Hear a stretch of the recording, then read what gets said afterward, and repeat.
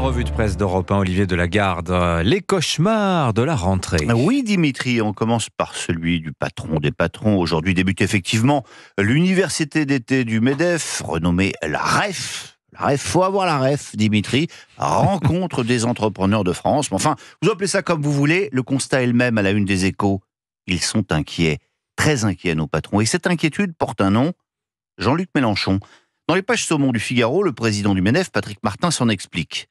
Si le programme de LFI était appliqué, ce serait insupportable pour le pays. Le SMIC est 1600 €.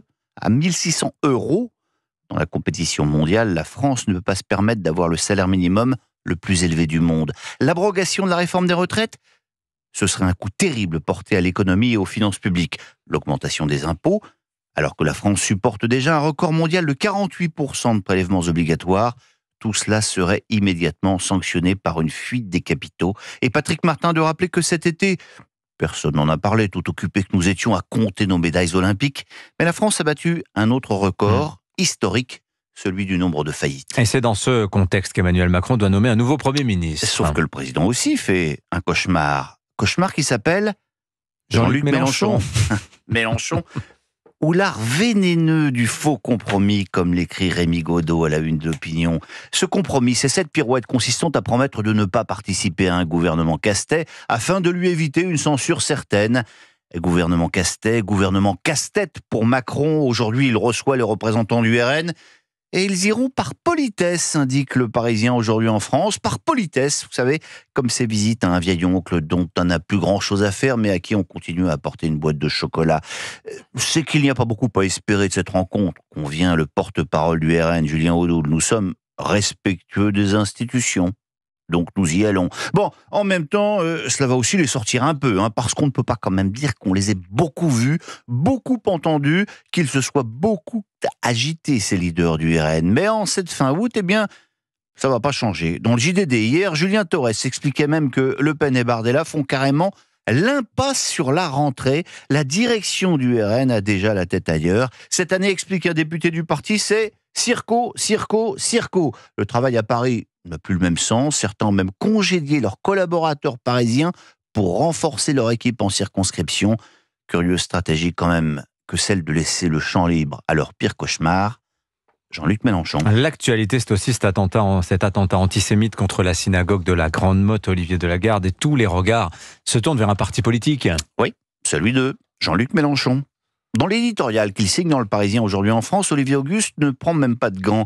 Combien de lieux de culte juifs brûlés faudra-t-il à Jean-Luc Mélenchon pour considérer qu'en vérité l'antisémitisme n'est pas résiduel en France? Et l'éditorialiste de dénoncer ceux qui défilent toujours au mauvais endroit, aux côtés des mauvais manifestants, criant les mauvais slogans, puis plaidant le malentendu. La coïncidence à la une de la Croix. Anne Ponce, elle aussi, écrit qu'il n'y a pas de mais, qu'il n'y a pas de si. L'antisémitisme n'a pas sa place, ni en France, ni ailleurs. Rien ne le justifie, surtout pas les calculs politiciens. Suivez son regard. Tout autre chose, quelques informations sur la cérémonie d'ouverture des Jeux paralympiques. Eh bien non, Dimitri, pas d'infos. Alors, sauf à considérer que vous expliquer ce que vous ne verrez pas est une info. Je plaisante, mais c'est quand même un curieux papier que celui du Parisien qui nous dresse la liste de tous les artistes qui ne se produiront pas. C'est bien ça. Bref, ça fait du monde. Nous ne verrons ni Grand Corps Malade, ni Gilbert Montagnier, ni le duo Amadou et Mariam, il n'y aura pas Abba non plus. Voilà, impossible également de dire si les catholiques devront subir de nouvelles moqueries sur leur religion, mais comme c'est le même Thomas Joly qui est aux commandes, on leur conseille d'ores et déjà de tendre l'autre joue. Mais on va terminer par un autre sujet. Ce matin, et je sais que vous allez me dire que c'est pas très confraternel, que l'erreur est humaine, que ça arrive à tout le monde de faire des boulettes, mais celle-là, elle est quand même tellement belle que je ne résiste pas au plaisir de vous en parler. Les lecteurs du quotidien 20 minutes ont appris sur leur site préféré qu'un invité de marque avait assisté aux obsèques d'Alain Delon samedi. Qui ça, me direz-vous? Eh bien, écoutez. Si vous n'aimez pas la mer, si vous n'aimez pas la montagne, si vous n'aimez pas la ville,